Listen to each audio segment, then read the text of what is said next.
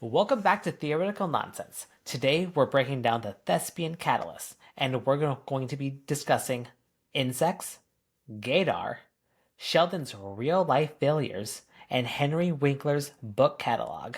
Stay tuned. Welcome to Theoretical Nonsense, the Big Bang Theory watch-along podcast. No PhD required. We're the podcast that recaps all the episodes of The Big Bang Theory. No spoilers. So hop into your favorite spot Make yourself a grasshopper and enjoy the ride.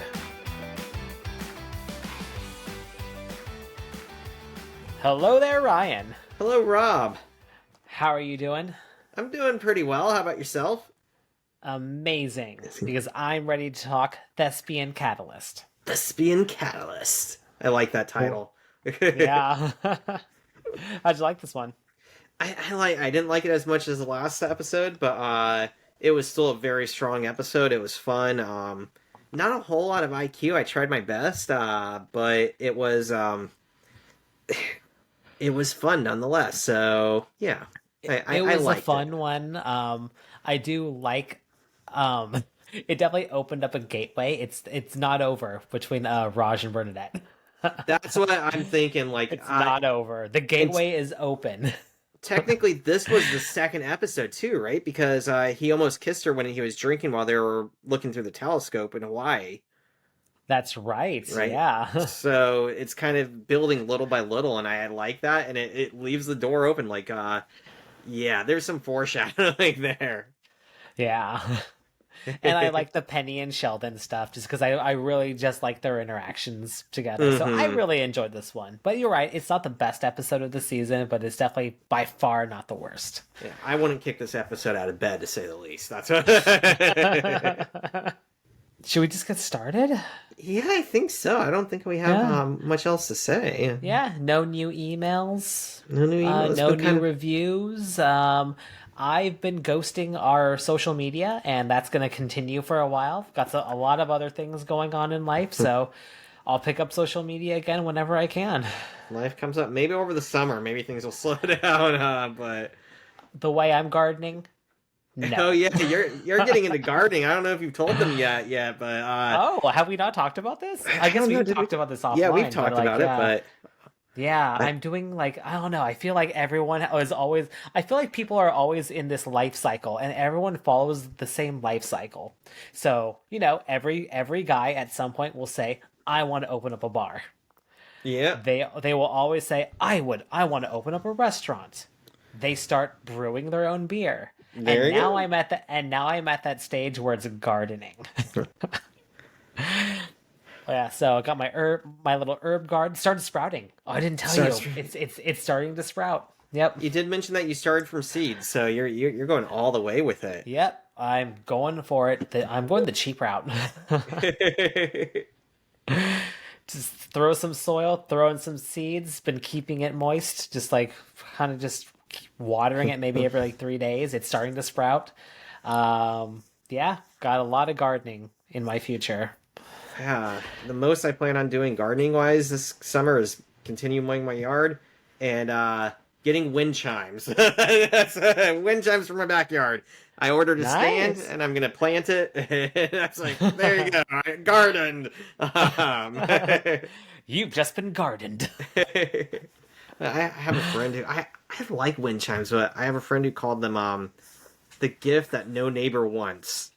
The Song of Wind Chimes. I'm like, I like them. She's like, no, they're fucking stupid. I'm like, no. Well, they're fine for you if you're controlling it, if they're yours. But like, yeah, my neighbor actually has. I mean, I don't hate it, but I do have a neighbor that has wind chimes in his front area, and I don't know. I don't hate it. I don't love it, but it's.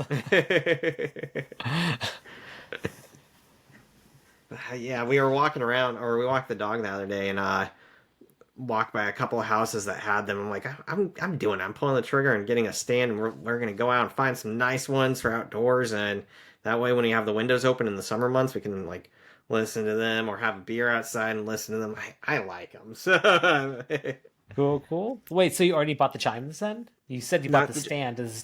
just the stand. I used to have wind chimes. I don't know what happened to them. I lost them in my divorce, I guess. But Of all the things I to lose, you lost right. wind chimes in the divorce. And I don't know how either because I think maybe I didn't know how to pack them, so I just left them. They're like, she can take care of them. But also they were like indoor ones, so I don't think I could really have done anything. I could have put them on a porch, but like, yeah, but they were Sorry, did you huge just say too. they're indoor wind chimes? How much Yeah, wind like are you getting on the inside? that. They never made any music.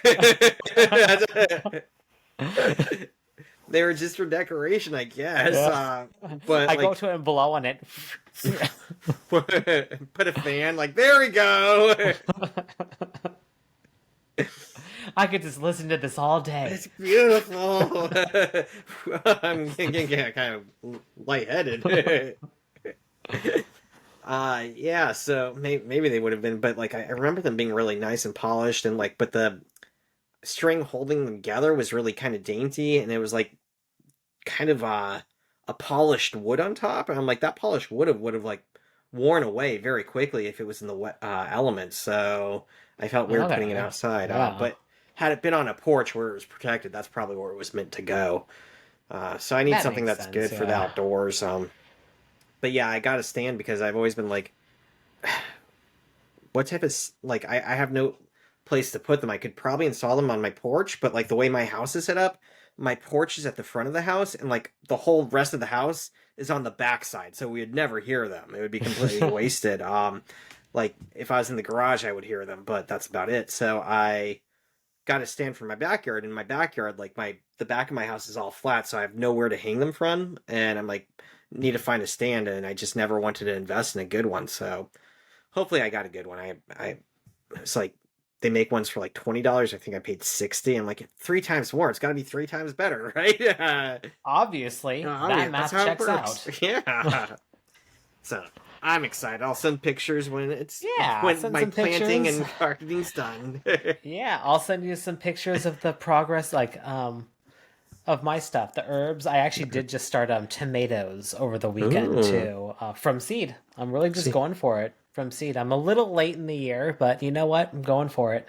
just go for it. I'm trying to not study it too much. I'm trying to just like learn as little as possible and just going for it because that's what people say. It's like because if you think too hard, if you plan too much, you just never do it. So I just went for it. Yeah, ruins the fun a little bit. Although I don't know.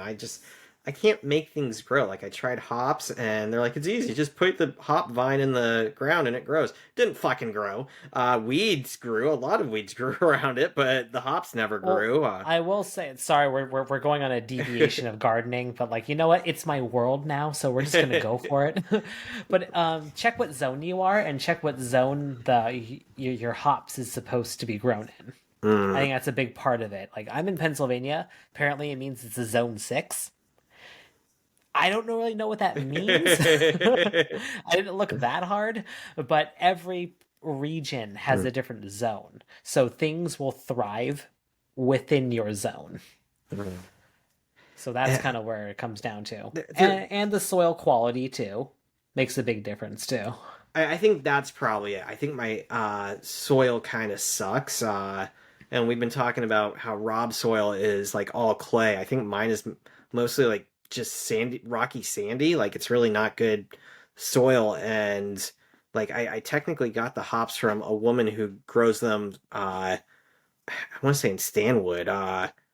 But I put them in a place where like they would get direct sunlight, but I think the soil itself just was not good enough to get them actually growing. I think they just got in the soil and kind of started rotting. So, eh. Okay, yeah. I with my clay soil, I've been having to like dig out like a huge chunk of it and uh, then dump in like the good soil and actual then soil. yeah. So there's been a lot of that. uh, gardening. Yeah, Rob's going to turn this into a gardening podcast now. You want a cooking Well, podcast? it's you know what? It kind of coincides with a food cast a little That's bit, true. You grow the even though it food, has even though it has nothing to do with Big Bang Theory. That's why farm we're to here. table, It not is Big Big Bang. Bang Theory. Yep. Hopefully the guys will garden and then we'll talk about this. Spoiler alert, they never do. Never do. Oh. But anyways, all right. Anyways, Back to Big Bang Theory. Let's just get started. We're yeah. diving in. This is Season 4, Episode 14, The Thespian Catalyst. Aired February 3rd, 2011. Written by Chuck Lorre, Bill Prady, and teleplay by Stephen Molaro. Directed by Mark Centrowski. Opening scene: Sheldon is a guest lecturer at a class at his university, and he's very arrogant, expecting applause after he introduces himself, wildly demeans all the students, but then he'll accept their stunned silence. He calls the students the best and the brightest doctoral candidates and equates them to the most important electron in the hydrogen atom. You know, because there's only one The single atom in the electron. or there's only one electron in the atom. Right away, I get a point for being not like Sheldon. As a lecturer, I don't teach like Sheldon. Like, I never had that mentality. If I had anything, like, most of my brain matter is like, How I Met Your Mother, when, he's teaching in the first day, he's trying to remember how to spell professor, and like he turns around and the woman in the front row is like, no. That's my experience. It's not about demeaning. Like I never had the thought of demeaning like my students or like feeling like I'm fancy because I'm a lecturer. Like it's always been like, oh God, I'm screwing everything up. So 1 point, not like Sheldon.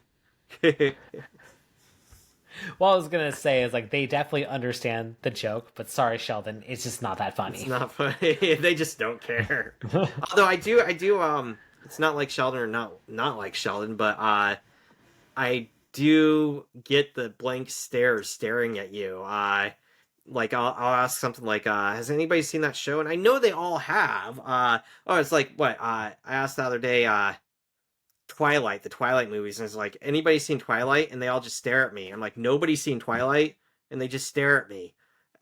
I'm like, anybody? You're all liars. I'm like, that movie made millions and millions of dollars, so somebody watched it. You're just not confessing. And honestly, they're at that age when they were teeny boppers when it was out in theaters. Right? So Yeah. let's face it. You know you watched it. Nobody wants to admit it. And to make it make sense, the reason I brought it up is it begins with Belle. I think it's the first movie. Begins with Bella quoting Robert Frost, and I was trying to give context of who Robert Frost is and how some of his literature has turned up in popular media. But it didn't matter because nobody had seen Twilight, or they didn't admit to it. So They're liars. they're liars. Yeah, I am. Well, Sheldon is there giving a lecture about the concept of topological insulators. And when he asks about who's familiar with it, everybody raises their hands, but he rejects their familiarity. So I tried to, and this was so beyond over my head. I read up on this. I watched so many videos on this. Like I was like, you know what? Can't do it. I have no idea what's happening with this, which explains why they're all like doctoral candidates. Like, Yeah. you need that in order to understand what's happening. I spent an hour on this and finally said, fuck it. This isn't going to happen. Like, I would need to go to a couple years of school to understand what they're like. Every other word I had to look up, and then I had to look up words looking up those words, and like, yeah, this isn't going to make sense. The most I got was topological insulator is insulated so it doesn't conduct electricity on the inside, but on its outer parts it does conduct electricity. So for some reason the structure of this material is partially conductive and can transmit energy, electricity, electrons, but the inside doesn't for some reason. That, like, I took notes. I don't know what the notes mean. I got band gaps, valence gaps, conduction gaps, bands, conductors. Yeah, failed IQ. I am sorry. I started taking notes, and then I just started doodling Twilight. Doing Twilight. Who has watched you, Twilight? Somebody. I'm just gonna draw a comic, and I'm gonna give it to my students. That's what we're gonna talk about. Tell me, why did I draw this? What? Oh my god, you should do like, remember in The Office where Michael was playing Varsity Blues? How do you solve the Monday blues with varsity blues? You're gonna have to play Twilight in like 15-minute increments with your Twilight students. time. All right, guys, close your books. It's Twilight time. I always take like a 5 to 10 minute break, like halfway, because around an hour, like I have 2 hour classes this quarter, and around that hour mark, they all just like I can see their eyes start to glaze over. They're usually pretty good before that, but some of them are getting up to go to the bathroom. Some of them are kind of like slumping over, like it's almost like they're falling asleep, but their eyes aren't closing. It's kind of terrifying. So I take a That's short a break. long time. It's a 2 hours? really long time, yeah, for an English class. Like if you're doing like a scientific lab and actually doing stuff, Like I with could see hands-on that. and stuff like that. Yeah. So like a 5 to 10 minute break to get up and kind of stretch. But I'm gonna convert that into Twilight time. Okay, everybody, wake up! It's Twilight time. Weird. Everybody dropped my class. Why? All right, well, we cut to the apartment, and the guys are reading tweets about Sheldon's lecture. And as they're going through all the tweets, there's another reference to him looking like an insect, which they've made that joke like multiple times. Which he does kind of look like a praying mantis. Right? Yeah, I could see that. And then somebody shared a picture of the entire class flicking off Sheldon. All he had to do was turn around, and the entire class just flicked him off. That's pretty harsh for the first day. Like, man, they are bold. I don't know, man. He's pretty insulting. That's true, and they are He's very PhD students, so it's not like they're just he's condescending, demeaning. Yeah, so it's like, yeah, I can see it. And yeah, a girl said that she's gonna start cutting herself. So that was so fucked oh up, my but it made me God, laugh. Well, Penny enters because she needs the new Wi-Fi password, which is Penny is a freeloader, no spaces. I can't believe Sheldon would have changed that. Like to that, that's a pretty easy one to guess without special characters or numbers. I think it was funny, but I'm like, yeah, he would have had symbols in there too. Maybe make the E's threes or something. But Yeah, he'll lead with that. But it was funny, so I was just like, I can't. Or believe he's that. changing it daily. He's actually taking that the time too. to change it daily. It must be. Penny should feel honored that she's in their password, though. Right? She's made a difference in their lives. Well, they're updating Penny on how well he's doing, and Howard says, "Picture the Hindenburg meets Chernobyl meets 3 Mile Island meets Tron 2." So I guess I did like a little bit of an IQ point on this, just explaining what all these are, on how much of a disaster it really is. Because I knew some of them, but I actually didn't know all of them. So the Hindenburg refers to an airship accident on May 6, 1937. It was a German rigid airship crashed while attempting to dock in Lakehurst, New Jersey. I didn't know it was Chernobyl. German. That's what it said. I guess Hindenburg. Yeah, that makes sense. It's a German word. So. Chernobyl refers to a nuclear reactor explosion on April 26, 1986 that happened where it is now Ukraine. And they had that TV show based on this, which is on Max. One of the scariest shows I've seen that like isn't horror based. Like it's not. It's supposed to be drama, but it's terrifying at times and gut wrenching. It's a really good show. Yeah, it's a limited time series, so it's only like 6 episodes or something. I think so. It's pretty short. Yeah, and it wraps up the whole thing. It's not like a to be continued. Like Chernobyl Part 2. It tells the story. So yeah. 3 Mile Island is a nuclear meltdown on March 28th, 1979, in Londonderry Township near Harrisburg, PA, which is actually pretty close to where I'm at. I was gonna say that's not too far from you. Yeah. And then Tron 2 is referring to 2010's Tron Legacy, which hit theaters December-ish of 2010. And I say ish because there was actually different launch dates based on your country. So it Uh, was in November and December of 2010. So it was around so they had just seen this essentially, and it scored a 51% on Rotten Tomatoes. did you ever watch it? I never saw either of the Trons. They look I terrible to me. I watched them. I watched. I think I saw. Yeah, I watched the first Tron in preparation to watch Tron Legacy, Uh, and yeah, it's definitely not the best. But the new Tron that's coming out, Tron Ares, I think it's uh, called Tron Ares. That looks pretty cool. I think it's partially just the color scheme. Like it's inside a computer, so they play with those kind of neon blues and greens, right? Yeah. And Yeah, so they go inside of a computer. yeah. Yeah. My biggest experience with it is in Kingdom Hearts. I think it's in Kingdom Hearts 2. You actually go into Tron and do like light races. I can't remember what you do. I just remember like one of the levels is the Tron level. And I'm like, I didn't want to watch the movie, but you're making me play in it. Okay. Well, well, that's all I had. I'm not sure if you did anything on this, sir.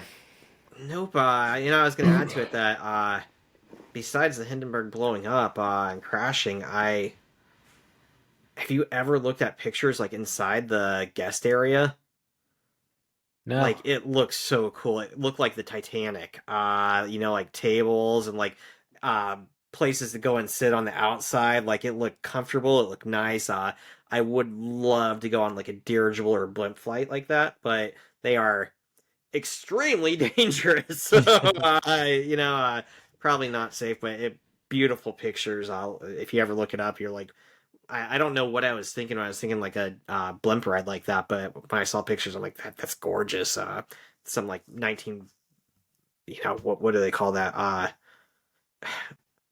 When you think of like nice trains and passenger trains and people are like being all dressed up in I don't know, it looked pretty. So that's all I had to say. Pretty and fancy. Pretty and fancy until it did not go Until it over. blows up. Yeah. Until it's not. Until it's gone. Well, Sheldon comes back home and he's in a great mood because to him, he crushed it. And they get to break the news to him that it didn't go well, and he does not take it well. We learn the acronym for KMN is Kill Me Now. It'll come back later. And it's all okay because you know what? Sheldon didn't want to teach those poopy heads anyways. And I like that they're like, oh, this could be his villain origin story. I did a IQ point on insects because I don't know why I didn't realize it that he goes, that's not true. Insects have 6 legs. And I don't think it ever clicked with me that one of the defining factors of insect is to have 6 legs. And I looked this up, and according to Oxford Languages Dictionary, an insect is an arthropod animal that has 6 legs and generally 1 or 2 pairs of wings. However, informally, it has become any small invertebrate animal, especially ones with several pairs of legs. So it's kind of been redefined just by popular usage, but traditionally, insects have 6 legs, and I found some cool stuff out about this. That most of what we call insects these days have evolved from a similar ancestor, but we get technically crustaceans. So crabs will have 10 legs, and there's some definition to their body parts. So technically, when you're eating seafood like that, crab legs, you're eating insect, or not insect, but a distant cousin to insects, which is probably why they call in Australia lobster bug, because it's basically a type of sea bug. Arachnids, which is from a line called, man, I'm going to mispronounce this, is Chilicerata, are basically these bugs that have 8 legs. So it's an arachnid or a Chilicerata. If it has 8, crustacean has 10, insects have 6. There's a couple that are extinct now. I believe they had 12. But another type is the myriapod, which can have hundreds, and these are the millipedes and centipedes. And apparently, where's this? There's been some thoughts on why insects have 6 and why this is the magic number, and there's some theories on it that technically insects are more prominent than arachnids and more prominent than myriapods. We see millipedes and centipedes everywhere, but compared to like bees and mosquitoes, like they are a lot more abundant, I suppose. So, anyways, according to askdruniverse.wsu.edu, having 6 legs is probably evolutionary progress because they are great for balance while also helping with speeding up, slowing down, and turning. That with too many other legs, they get in the way. Fewer legs, and you fall over quite a bit more quickly or easily. So 6 seems to be like the magic number. And there was also some discussion in there too that typically they always have like 3 legs on the ground, something like that. So like no matter how they are, like it helps with movement to have 3 on the ground.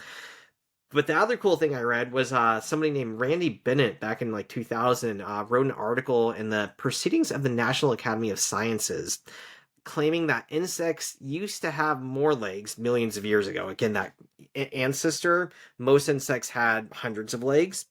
However, insects have certain genes that help define how many legs they have. And Randy Bennett played with these genes, and it was like, what was one? He deactivated one, and that caused them to have no legs at all.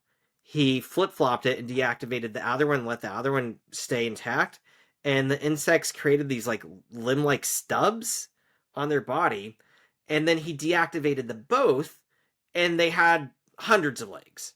And he was messing around on some sort of beetles. And so it's kind of interesting that you had to have these 2 specific genes both activated. And when they were both activated, you got 6 specific legs. You mess with them at all, they could have hundreds of legs, they could have no legs, or they could have like just like defective legs. So anyways, they have evolved, and something about the genes like specifically tells them to do 6. And there's also notes that you might see insects with fewer legs because it turns out that a lot of insects are really bad at keeping all their legs intact, and they often lose them through fights or damage or something. So if you ever see fewer legs, they might still be an insect, but they may have lost one through life. I know sometimes you see this with spiders where they lose legs. So, and that's what I had for the IQ point. So when you say this person was deactivating legs, does that mean he's just like pulling them off? Yes, it's like, how do you like this? I don't think this is science. This is psychopathic. I know, it's like that's just cruel. That's like a little school kid like burning ants with a magnifying glass. It's my understanding that he was actually going into like the eggs and working with like the I don't know what you'd call it with an insect, but like the fetus, and messing with the genes at the initial cell stage of the egg. So yeah, that's all I have for legs and insects, but apparently he was messing with the genes. I don't even know how you do that with on a microscopic level. He's playing God with insects. Yeah, that kind of sucks for an insect. Like insects have shitty lives anyways, and he's like fucking with them even more. Either that or you end up in my vacuum cleaner. Which one do you want? No legs or vacuum cleaner? What's it gonna be? What's it gonna be? Poor insects. Yeah, it's funny. We're like, back to gardening. We just, she wants roses. She really wants roses, but roses, we're not in the perfect climate for it.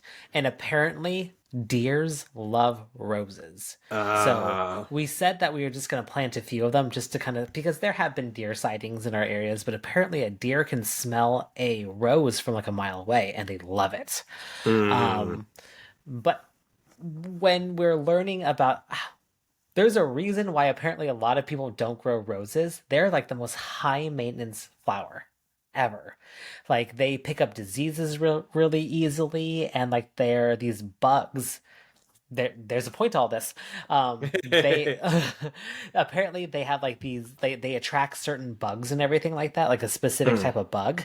But apparently, ladybugs eat those other bugs. Oh yeah. So if that ever happens, we need to go to the pet store and buy ladybugs and kind of just unleash them. Unleash, go my minions! Eat the other bugs, and then I shall reward you by watching Twilight. Twilight time. Come, let's watch Twilight together. You have done well today. But yeah, we're just learning a lot about bugs and Thanks. everything like that, and just what to do with a garden. But yeah, apparently ladybugs are great for a garden.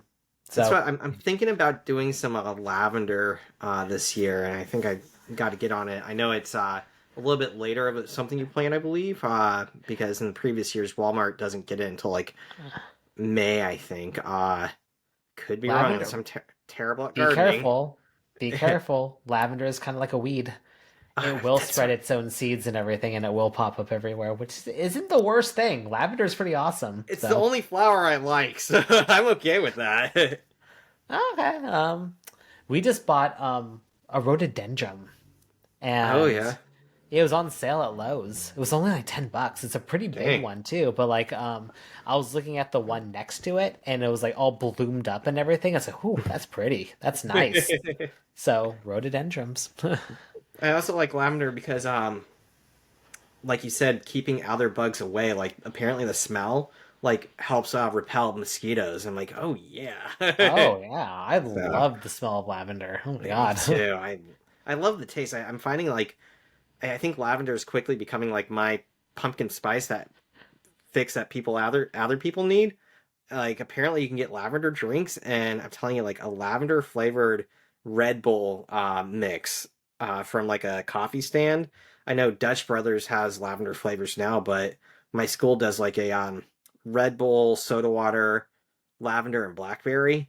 I love it. It's That's fancy. right. It makes me feel like it's spring and summer and happiness. The good parts of spring and summer. So it's I love lavender.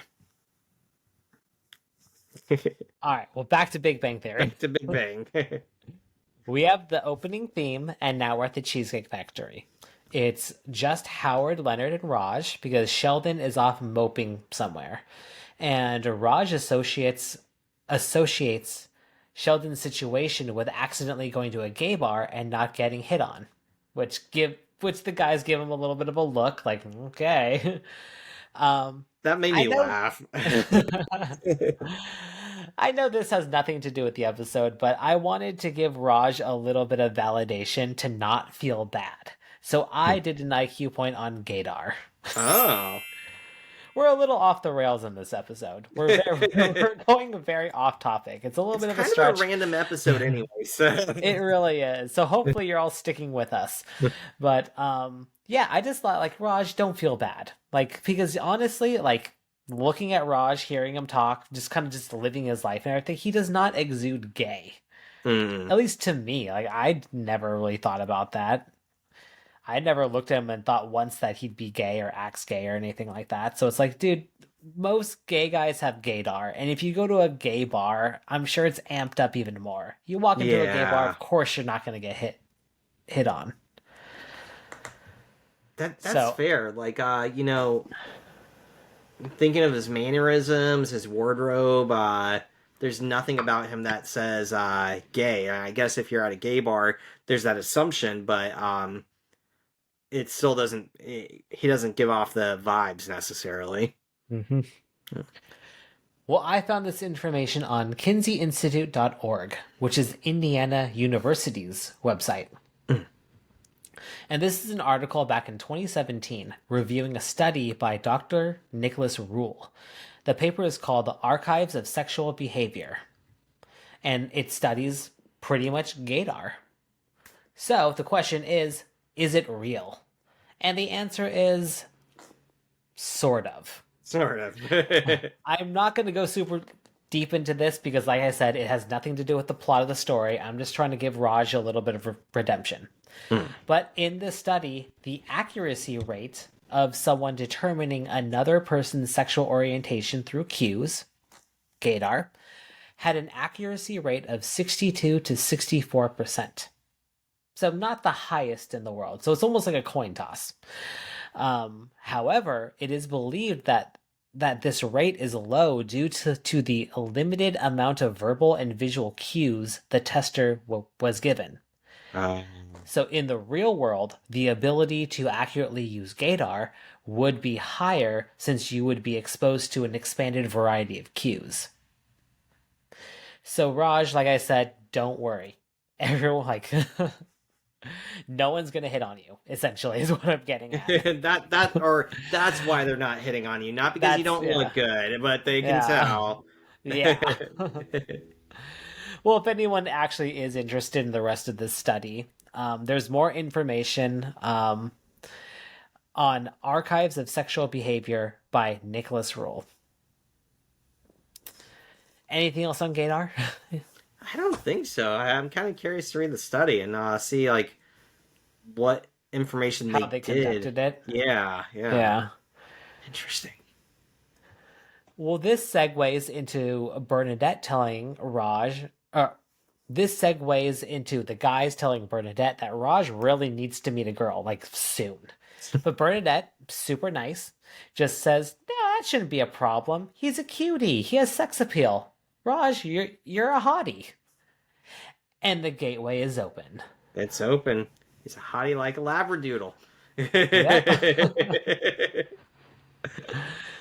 Well, now we cut back to the apartment, and Sheldon is on webcam with Amy, and she's trying to cheer him up with an ocean background, and it doesn't work. So I her thought this was whimsical, cute. yeah. And he did say that I did clock that like she is pretty whimsy. She actually is. When in a previous episode, it was the New Year's one where Sheldon said that Amy isn't whimsical at all. That he's the whimsical one Oh in the yeah, relationship. So you know what? She's not that bad. yeah. I liked her line a lot too. I actually marked it. She goes, "That was the last arrow in my quiver of whimsy." I'm like, Yeah. that's the last arrow in my Yeah. quiver of whimsy." She Well, tried. That Sheldon, was nice. yeah, she tried. Well, Sheldon is super sad because this is his first failure since his failed chin up in 1989. But is it though? I'm turning this into an IQ point because we're a little low on IQ points. Good But call. I like this is not even close to like failing at teaching students is not his first failure since Hmm. 1989. He has had many fails, and we've actually talked about a lot about them because they happened in this series. So, he lost a feud with Penny in the Panty Pinata polarization. Mm. He lost the physics bowl to the guys in the Bat Jar conjecture. Yeah. He lost to Will Wheaton in Mystic Warlords of Ka. He was sent to jail for contempt in the Excelsior acquisition. Leslie Winkle even fixed his whiteboard in the hamburger postulate. Mm. So I think all of those are significantly bigger failures than not being able to teach a class. Yeah. If anybody thinks otherwise, if anybody else out there thinks that this is a bigger failure, shoot us a message. Or explain his thought process to not see those as failures because, like you said, losing the guys at Quiz Bowl, right? That was a I think pretty that was clear. that was even worse. I think that was the biggest failure because Howard was on that team. So technically Yeah. he lost to Howard. And he's Mm-hmm. always talking shit about engineers. Yeah. In the Will He Wheaton episodes, like man, he hates Will Wheaton, and Will Wheaton's always besting him. I guess in the Indiana Jones one, he's able to steal the movie or the actual footage, right? But in the other ones, he loses pretty like Will Wheaton gets the better of him. So yeah. So he's had many failures in his life. yeah, interesting. Interesting. No, it's But not yeah, interesting. It's just straight up. I don't know what he's thinking saying that. He's just upset or something, but it doesn't make a whole lot of sense. yeah. Well, she recommends isolating the part of his brain with this memory and destroying it. But he doesn't want to end up in the engineering department with Howard. Like See? See, he's making fun of Howard again. And it's right like, here, right after yeah, that, right right? here. So it's like, how'd you forget about the science or the physics ball? I didn't do anything on that, but I kind of, I don't think that's a thing. I don't think we can actually tailor to Quantify specific, failure. find memories and use a laser to get Oh. rid of like we would harm ourselves. But I'm thinking of the movie, what was that called? Eternal Sunshine. Yeah, eternal sunshine of a spotless mind. Like that. Yeah. That's the notion of if we could do it, what would happen? But that's kind of terrifying. I think he'd probably, like he says, he'd probably lose a lot more like language features and ability to do math. Well, Amy recommends improving his socialization skills. That teaching is a performance art, and it's the teacher's responsibility to be engaging. So he should have an acting lesson. What are your thoughts on this as a professor? I'm inclined to agree. Her words were that he basically says that it's the student's job to listen. And if they're not understanding him or receiving it, it's their fault. And her response was, it's the teacher's responsibility. It's the teacher's job. And that's what makes a teacher a good teacher, to communicate clearly, entertain, and engage. Like, it's more than just passing the information along, because people will tune out. A computer can give us information, but it doesn't mean that the computer is going to keep us engaged and entertained. Like, it's a process. So I agree with her that it takes a lot, and that's partially why people don't make great teachers, because they don't understand all. And I'm not saying I'm great at it by any means, but it takes more than just communicating the information. If you do that, everybody's going to tune out and get really, really bored. And even if they, that's assuming they understand it, because there's a good chance if you're just reading what's in the book or explaining, they're not going to understand it. You have to connect it, you have to make it real, and get them interested in learning it. Yeah, that's definitely like a skill that not a lot of people have. Mm-hmm. And I like her suggestion. I think I did an IQ point later on improving, and I think that acting and improving goes hand in hand with being a teacher. Knowing what to say, how to communicate, expecting that expectable, and how to use it to improve the situation in a dynamic situation. Yeah. And always say yes. And always say yes. That's the big one. Can I have an extension? No. Bob says yes. Yes, and yes, and Well, can now I use AI? Yes, and you can fail. but yes. Yes, yeah. Well, now we cut over to Penny's. Sheldon goes over to Penny's place to ask for an acting lesson, but he's very condescending. He says that she is an air quote actress, and he says that her career is pretty much over since she's moved on to teacher status. Um, Penny just kind of deals with all this because she's enjoying the foreplay of him actually needing something from her, which I like really her enjoy. segment. It's the foreplay. Yeah. She's about to close the door on him, but then he says that he'll pay her $40. $40. Bring cash. Yep. She must be desperate. Poor Penny. Well, now we're back at the cafeteria, and Raj is at a table, and he's approached by Howard and Bernadette. Howard says that he got a fellowship at the Weizmann Institute in Israel and will be gone for 2 years. So someone has to take care of Bernadette. And right away, you know this is a dream because Raj is talking. Yep. Yeah. I was going to ask if you clocked that. Yep. Honestly, the very first time I watched this, I'm not sure if I clocked that. It slips by, but I picked it up because I could tell at the Cheesecake Factory he had a beer in front of him. And then he was at school and he's talking. I'm like, wait, he's not going to be drinking beer at his job. And then I looked and he has like a ginger ale or something. I'm like, I think this is a fucking dream. Yeah. I love her line of like most of them regular, but some of them kind of messed up. Some messed up. Most regular. Okay. Well, I say okie dokie. And then his daydream is over. He snaps back and we realize that he's just daydreaming. And Howard is like, "What are you concentrating so hard on?" That I'm definitely not gay. Like that Howard was there the whole time watching him as he's daydreaming, like awkward. Well, now we're back at Penny's apartment and Sheldon is starting his acting lesson. He starts it himself by knocking on the door, acting very panicked. Penny, Penny, Penny, Penny, Penny. Penny. I'm acting. Well, in his preparation, he says that he read Stanislavski's An Actor Prepares, Stella Adler's The Technique of Acting, Uta Hagen's Respect for Acting, and Henry Winkler's A, I'm an Actor. I did an So IQ point all on these. oh, me too, but go for it. Oh, you want me to do it? Yeah, you So I, I've been dominating the mic. and I'm gonna include with this cat on a hot tin roof because I didn't know what that was, and her using it, I was curious. So I have a little bit to say about that, but not much. Just a little summary. But okay, so it looks like 3 or 4 out of 4 of these do exist. Stanislavski's An Actor Prepares. You can get this for about $13 on Amazon.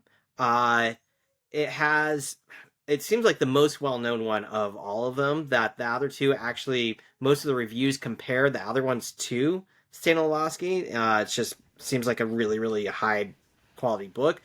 From what I gathered, it was originally published in 1989, or at least the oldest one I could find available. Um, some of the, or on Goodreads, it has a 4.1 out of almost 5,000 reviews. So that's pretty substantial. On Amazon, most of the low reviews were because it just came damaged. But like the worst comment I had was, or could find, was like, it wasn't fun to read. But like they still admit, like, it's essential. I just didn't enjoy reading it. So apparently this is a strong book that if you want a solid like foundation for acting, that's what we'll go to. Stella Adler's The Technique of Acting is for sale around $23. It has a 4.2 on Goodreads, but that's out of almost 1,500 reviews, so 1,500, significantly less than An Actor Prepares.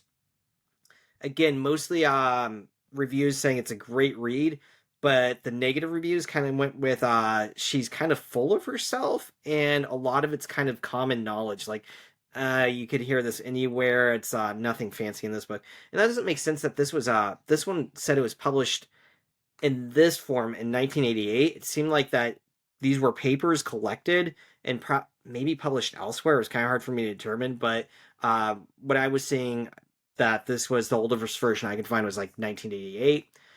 Uta Hagen's Respect for Acting goes for about $16. It has a 4.2 on Goodreads out of almost 3,400 reviews. People say it's accessible and well thought out, but it seems kind of snobbish and definitely dated. There were some things in it, and the reviews are like, yeah, we could probably go to jail for doing this. So I don't know exactly what they were talking about, but they seemed like some of it was not necessarily useful. Some of it probably 60 years ago was more reasonable. What I got in this version was published in 1973. Again, some of these, it seems like maybe there have been older editions, but available to us on Amazon, these are the oldest I could find. And then Henry Winkle, who plays the Fonz on Happy Days, or if you've seen Barry, he plays himself in Barry as an acting coach. He does a fantastic job. He's phenomenal. Like I didn't realize Henry Winkler like was that diverse in his roles. I don't know why, but that compared to He was Happy Days is like, great in Barry. he's so good. Wait, he didn't play himself though. He actually just played an actor, but he wasn't himself. I thought it was himself. I don't. I'm gonna look this up right now because Yeah, look it up really quick because I don't think it was himself. He just played like an actor and an acting teacher. basically himself, but not himself. Yeah. Gene Kuzina. Yeah. So you're right. It's not himself, but somebody who had been famous and had burned a lot of bridges along the way. So I always considered like a great show. Like, it was so dark at times. Like it's like shit. This is depressing. The last season was fucking dark. Yeah. It was not like I didn't laugh at all. Like the first 2 seasons, at least it was like dark comedy. Mm-hmm. But then like the third, like the final season was like I didn't laugh at all. Like there were a couple points where I laughed, but I felt uncomfortable laughing. I'm like, I'm laughing, but this is like as dark as my humor goes. Like it's starting to get darker, and but the guy who plays Barry's handler, I always laugh because his voice is plays very recognizable. Yeah, we've talked about him, right? We he have, was yeah. the dad in Adventure Time, and every time I watch Adventure Time, I imagine him in Barry now, and he kind of goes off the rock, and Barry, like he goes to jail for a little bit, and think he gets kind of weird. I guess they're all kind of Yeah. weird, but Yeah. such a good show. But you're right. I don't know why I assumed that was his name, but now that I think about it, it's not. But he does play like it's basically a fictionalized version of himself. But yeah, I can't find any indication of I'm an actor existing. However, he does have some books. He actually has several kids' books. 17, the ones that seem most prominent, 17 Hank Zibzer books. It's a series that were published between 2003 and 2010. Apparently, a prequel TV series was made from 2014 to 2019 called Here's Hank, and then a British TV series was based on it from 2014 to 2016. So I had never heard of these, and they're kind of hard to find now, or on Amazon, like I couldn't necessarily see them on his webpage, but I guess they were popular enough to last for a TV show. And he did publish a biography in 2023. It's called Being Henry, The Fonz and Beyond. And that's where in the Big Bang Theory, they say, I'm an actor. That's mimicking the Fonz saying, right? And The Fonz and Beyond is about $12 on Amazon. And I thought this is funny where the other books had, well, we had An Actor Prepares had 5,000 reviews at 4.1. Henry Winkler's book has 24,609 reviews on Goodreads and is standing at a 4.1. But again, this is a memoir. It's not necessarily a guide to acting. There might be some information on it, but it's like hugely, 5 times more reviews than the most popular acting book that says something. And so I did mix this with, the Hot Cat on a Hot Tin Roof, which is a play mentioned later on. And Cat on a Hot Tin Roof is written by Tennessee Williams. It's a 1955 play based on Tennessee Williams' 1952 short story called Three Players of a Summer Game. It became a movie in 1958 and apparently another movie in 1984. And it's about a man who has just hurt himself because he was drunkenly pretending he was back in high school and playing some sports.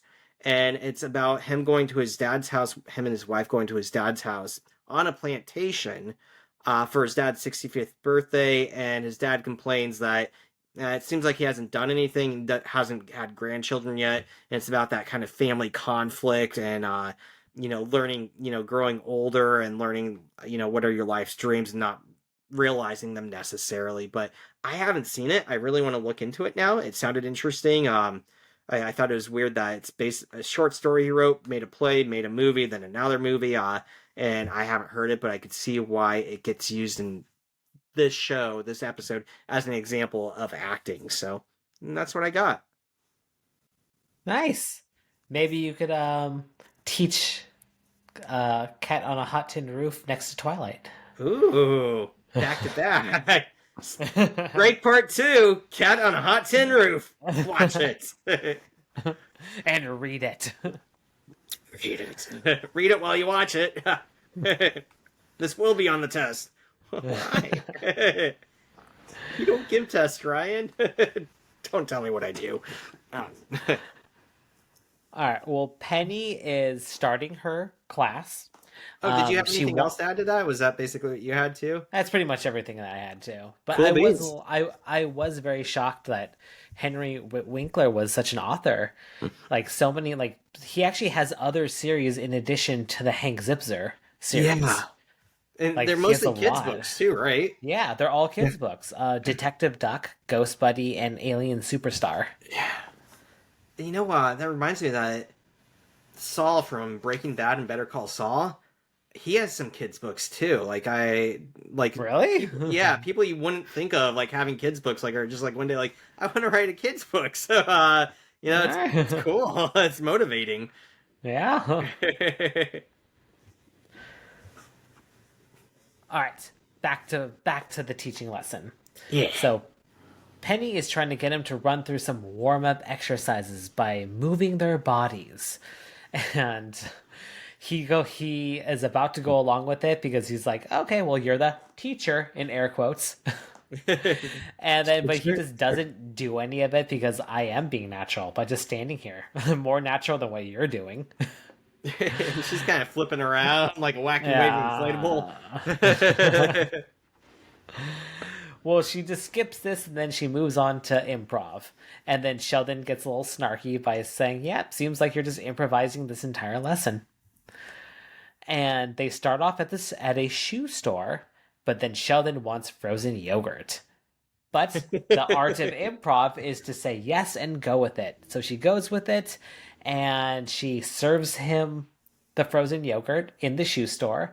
And then he reads the sign that says Camarillo State Mental Hospital. Because that's the only way to explain why someone would sell shoes and frozen yogurt in the same place. And now she changes the scenario, and they are winos that live under a bridge. It's like 9 a.m. and she's like getting wasted. She pulls out the bottle and just starts chugging it. I thought that was Yep. great. Yep, she's sad. Using props now. Glug, glug. Well, now we cut back to the apartment, and Leonard is commenting on on the Sci-Fi Channel, which is now rebranded as SYFY. So is it sci-fi? Is it really sci-fi? What is it? Sci-fi? Sci-fi? Yeah. I didn't give myself a point, but I agree with him completely. It bothered me when they changed their name, and I never liked SYFY. It's confused me. I did look into it. I won't say this is an IQ point, but for anyone that's actually interested, but you and I lived through this. We were definitely there in We were the there 2010. when it was created. Yeah. Back in 2009, they did it for rebranding because apparently they wanted to trademark sci-fi, but they couldn't because it's a genre, so they can't necessarily trademark it. So they wanted to, and they wanted to expand the show offerings. They wanted to add more fantasy, because at this point it was more of like science fiction, like where it's like not fantasy, because there is a difference between science fiction and science fantasy. You know, it's like the difference between Star Trek and Star Wars. One is science fiction, one is science fantasy.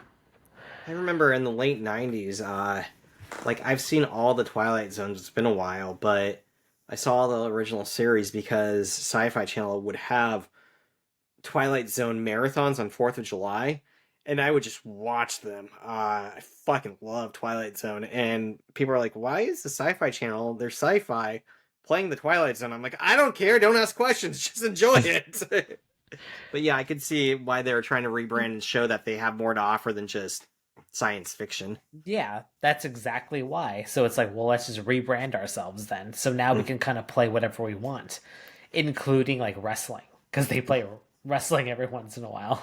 Don't they like make a new Sharknado movie every year too? Sharknado Possibly. 20. Well, that's what I had on sci-fi. Not an IQ point, more of just like an explanation of the But times. valuable information. Yep.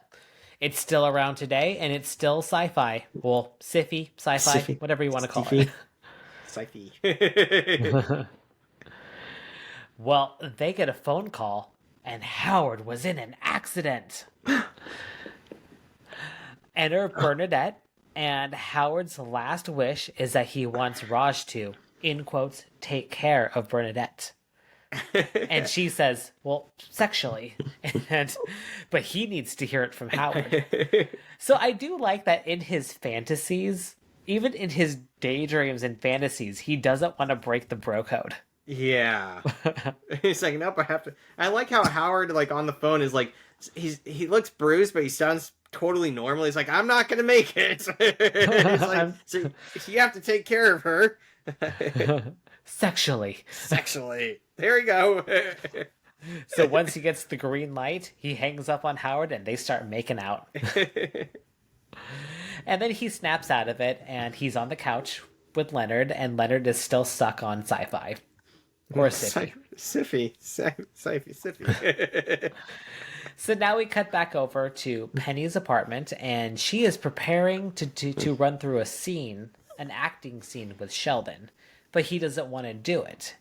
She prepared a cat on a hot tin roof, which you already talked about, but he doesn't want to do it. But she's like, it's a classic. And he makes a valid point. Like, you know what? So is the McRib, but I don't care for that either. So, doesn't matter. I just watched a I don't know, some cartoon. It's called Meat Canyon. Apparently, they put together absurd cartoons, and they've started popping up on my Facebook. But in one of them, they basically show that the McRib is Grimace. That Grimace gives birth, and then after Grimace gives birth, they chop up the Grimace and make the McRib. I'm like, wow, that's a hell of a cartoon. I don't know. Oh. Wasn't expecting to watch that when I woke up and put on Facebook to see what the news was. They should really rebrand the McRib. It's like, it's not even rib meat. Can they even? Well, I guess it's a McRib. It's kind of just like how McDonald's has an all beef patty. The all beef patty. Air quotes. I love those. Yeah. All beef. Because the company's name is All Beef. I just sometimes I get excited. Like 5 years go by, I'm like, God damn, I need to try McRib again. It's gonna be good now. I've never been satisfied. They've always been thoroughly disappointing. It's an unflavored sausage patty with barbecue sauce and onion and pickle. Mm-hmm. But it's got the shape. It's like in a Jello mold of ribs. It's not great. It's not great. Sorry, everybody, if you love the McRib. Did I ever tell you my favorite thing McDonald's has ever offered was in Japan? They had something called Shaka Shaka Chicken. And it's basically like a chicken fillet, deep fried. And it came like in almost like a hash brown. You know how they have hash browns in those packets? Yeah. So it's kind of like that. And you could choose a flavoring like salt and pepper, nacho cheese, or spicy buffalo, and you'd get that and you'd pour it into the packet and you'd close it and then you'd shake it, and that's why it's Shaka Shaka Chicken. Shake, shake, shake, and then you'd rip up half of it and use the other half to hold it and eat the chicken patty straight. But it was like flavored with the sauce you got, and they were all phenomenal meat cuts. Like it tasted like actual chicken breast, deep fried, and tasted good, and the sauce is good. And I think at the time they had them like on the dollar menu too, so it was like a cheap snack when you wanted some meat, some protein. Nice. We never had them in America, so after I left, I was really, really sad. Yeah, we've talked about that in previous episodes. Yeah. Like not specifically McDonald's, but I know we've done. What did we do? Domino's. We did a bunch of like fast foods in like other countries, and every one of them sounds way better than the American menu. I feel like we are just super limited, and it's not fair. It's not fair, Rob. I know. We gotta bring more interesting things to America. Yeah. This is another one in Japan. Pizza had I was terrible at Japanese, right? So when I'd read something, I was reading like a 4-year-old spelling something out phonetically, and I'd be like, Idaho special. And my friends were like, read that a little bit faster. Idaho special. Idaho special? And it was a pizza with potatoes on top. I'm like, oh, potatoes are from Idaho. I'm like, shit, we don't even have the Idaho special in Idaho. Yeah, I watch like a lot of Korean mukbangs, and like they have like sweet potato on their pizza. It looks so good. Oh my god! That. And they have egg on it too, like a fried egg and everything like that. But it's not crispy. It's like the soft, like with the yolk and everything. It's like, oh, this looks so good. So you can tell it's like getting around dinner time for me, because I'm like, yeah, tell me about the food, Rob. All right. We'll try to speed this up so you can go eat. Well, Sheldon adapted his Star Trek fan fiction into a play that he wants to run through. It's called Where No Sheldon Has Gone Before. Sheldon says it's the story of a young boy who is transported from the ignorant backwoods of East Texas to the 23rd century, where his genius is not only appreciated, but celebrated. And Penny says KMN. I missed that. Yeah. Yep. That is funny. Bringing it back. It's all full But circle now. but to get Sheldon out of his comfort zone, she suggests switching roles. That Penny will be Spock and Sheldon is to play his mother. And I like that Sheldon is like so frustrated and flustered by that he just starts twitching. He's just twitching. You see his face, and like kind of tilts like. And this is a great acting scene, and you really dive more and peel back the onion layers of Sheldon's childhood and how he views it and how much he hated it. But he kind of doesn't hate it, but we'll get into that later. So in the scene, Spock comes to Earth to take Sheldon with him on the Enterprise because of his unique genius will help the troubled galaxy. And she tries to get him to tap into his emotions as his mother, and it breaks him. Like I'm he just curious turns though it. because he says that as his mom says to the dad, "Put that Pepsi can full of bourbon down. You're not fooling anyone."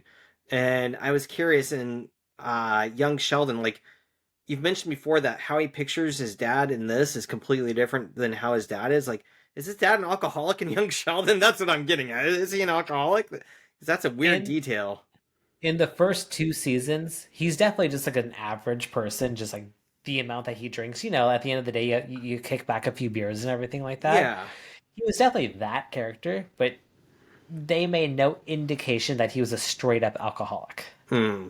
Hiding it in his Pepsi through the day. Yeah. Yeah. So he definitely had like they definitely either retconned it or Sheldon just definitely had a different image of his father. That's fair. I can see that. I think I've talked about before, but the show I watched, The Middle. At the end of the day, the mom and dad both have a couple beers, like 3 beers at the end of the day, 2 to 3, and or at least the show indicates that. And I could see Sheldon being very, very critical of that and making it into you're hiding your bourbon in your Pepsi can, which I feel like is a whole different level than a couple beers at the end of the day. Yeah. And so, yeah, I was really curious of how young Sheldon portrays it because that seemed really, really kind of extreme. Yeah. Yeah. All right, where did I leave off? But yeah, so Penny breaks Sheldon, and she has to call Mrs. Cooper to talk to him.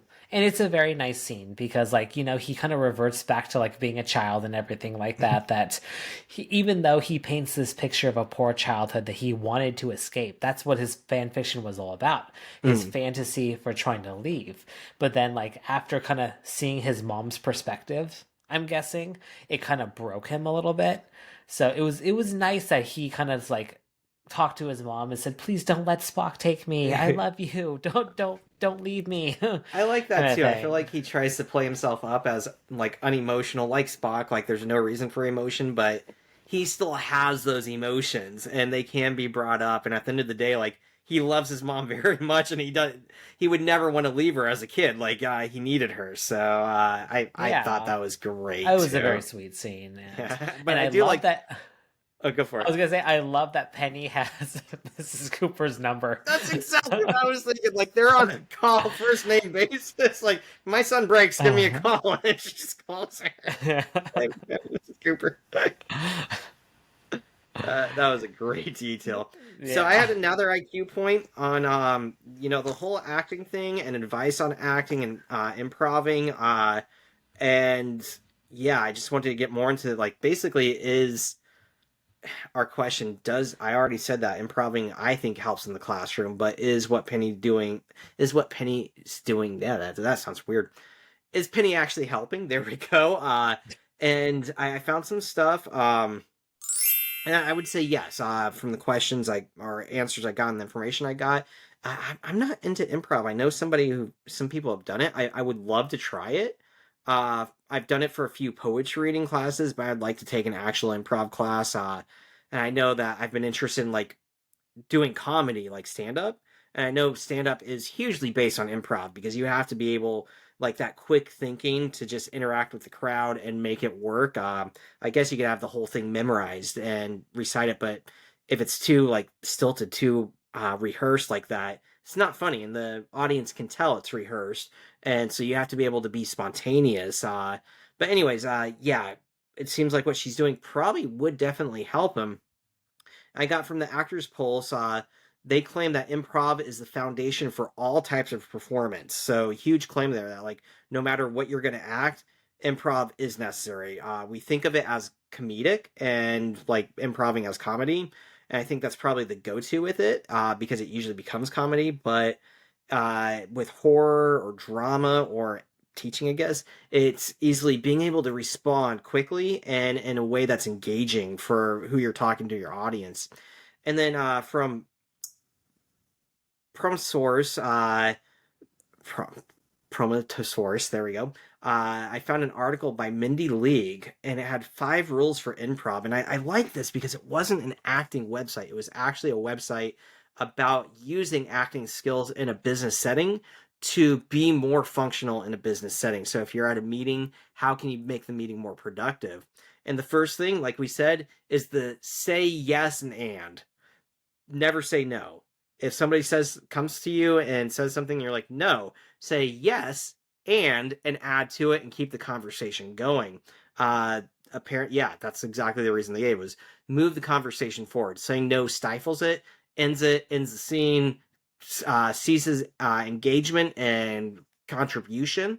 So yes, and see where the conversation goes and what the next step is. Figure it out along the way. The next rule is build up, don't shut down, and apparently validate contribution and push others forward towards goals.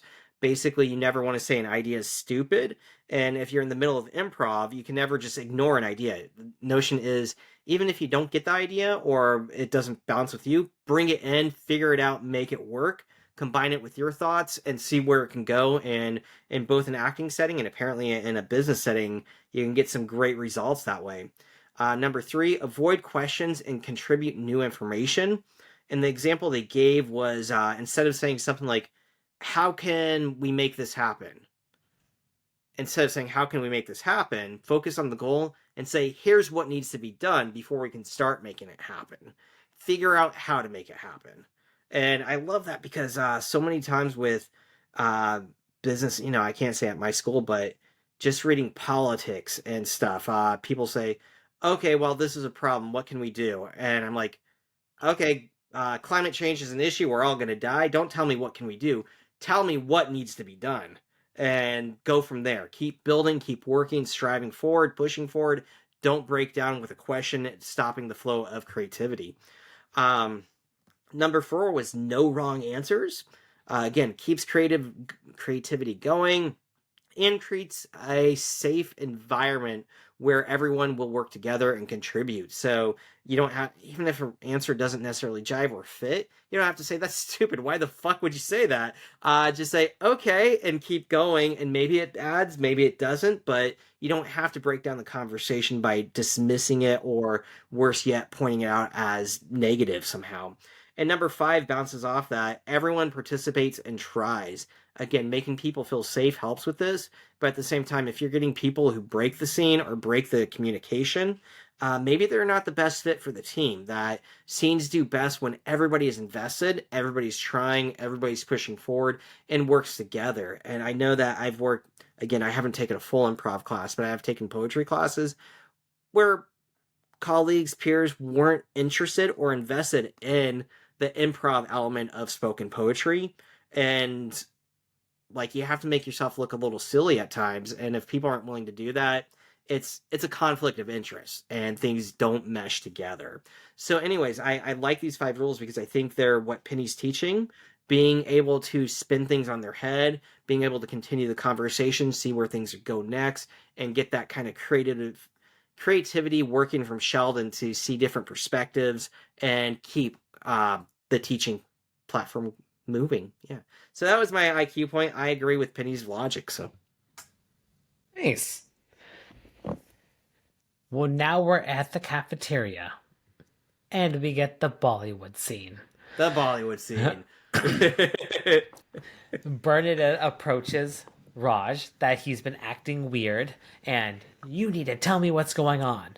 And then the music starts, and you are my heart, my universe. You are my heart, my universe. This is really good. I actually really liked it. For some reason, I cannot stand music scenes in TV shows. I didn't like it. I thought it was funny. I laughed, but as they make me cringe. I know I've been watching School Spirits. Have you heard of that one? I No. just finished up the second season. A girl wakes up in the first season and she's a ghost in her high school. And she sees other ghosts of people who've died there over the past like 5 decades. And she's trying to figure out, is she dead? Who killed her? What happened? And I just watched the second season. The second season was, to me, it was a lot worse than the first season. It almost lost me. I wanted to finish it. I have no reason to continue it. Like, I'm just like, that cliffhanger wasn't enough and the season was too slow. And I just don't care, I guess. But I was talking to my dad, and he's like, "How's that one going?" I'm like, "Well, the last episode broke into a song and dance number." He's like, "There you go." So apparently, he knows that I really am not a fan of random song and dances. Okay, so if it's random, it is kind of weird. But do you like musicals? I like musicals. I love musicals. Okay. Les Mis, Rent, Phantom. I adore them. So it's for some reason it's only when they're random. For Yeah, I instance, guess it was very unexpected. Like the first time you see it, there is like a level of shock value to and it. you know, this one makes more sense than the other ones I've seen. It just I'm thinking of the new, not the newest, but the all female led cast of Ghostbusters, and the big controversy over if it was good or if it was just shunned because it was a female cast. And my argument with that is, I thought some of the jokes were funny. I like some of it. They had a huge song and dance number that they basically had to cut, and they spliced it into the credits. I'm like, if you have to force a song and dance number in and it doesn't work, something's gone wrong from the script. Like the foundation of the movie, something's wrong. And you're trying to force things in that aren't working. So for me, like that was an indication. But again, it's just one of those. If you ever watch it, pay attention to the ending, because apparently the song and dance number was supposed to be like in the middle of the movie and they couldn't fit it, so they just like threw it in at the end. I was like, what? But yeah, it's funny.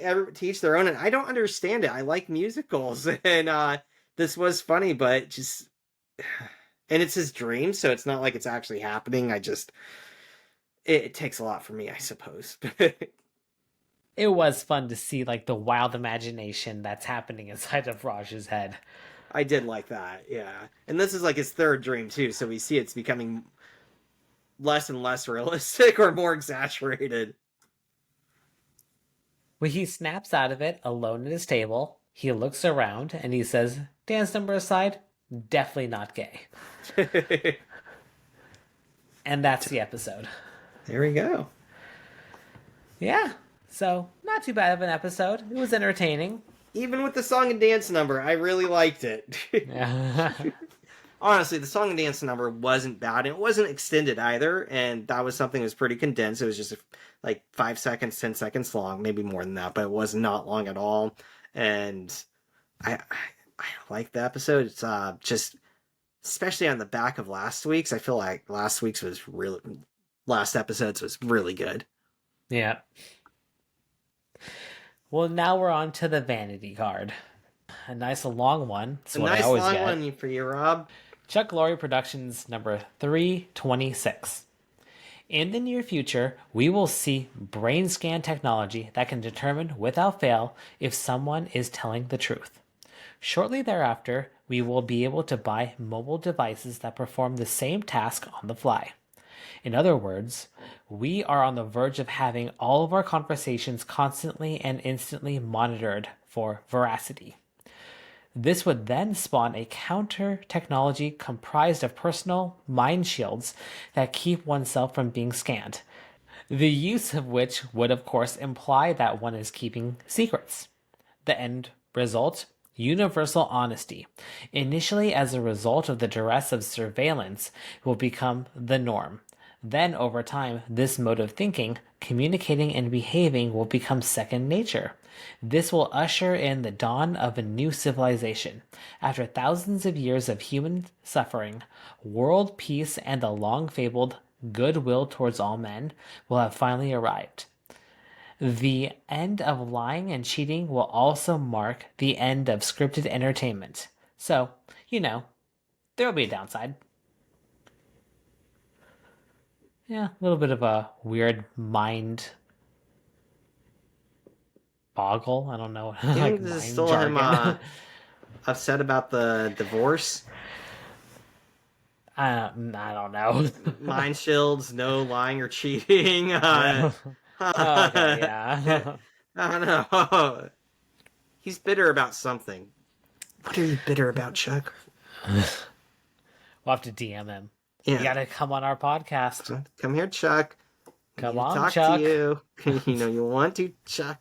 You want to. Oh, now we have restraining orders. That wouldn't be the worst thing. We could talk about it on the show. Yeah. As long as we're 50 yards away. All right, 6 IQ points. Okay, and we only did one. That was weird. That's not what I want.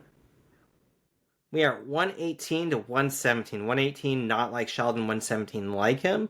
Only one today on not being like him. And that's because I don't teach like him. I don't feel like I interact with my students like him. And although I did understand the blank stares he got, so that's why now my students have to watch Twilight. They did it to themselves. You brought this upon yourself. All right, well, any last minute thoughts? That's all I have. Pretty good episode. I'm not disappointed. Yeah. And I'm excited to see what's going to happen with Raj and Bernadette. I love Bernadette, so this is going to get interesting. Yep. Well, thanks again for listening, everyone. Don't forget to follow us on Instagram, YouTube, and TikTok at Theoretical Nonsense Pod. I swear, one day I will pick it up again. Email us at theoreticalnonsensepod@gmail.com. Leave us a review on Apple Podcasts and Spotify, and we will see you next time when we discuss Season 4, Episode 15, The Benefactor Factor. See you then. Thanks again. This is Theoretical Nonsense, the Big Bang Theory watch-along podcast. No PhD required. Our intro and outro music is by Alex Sproul. Thanks for listening.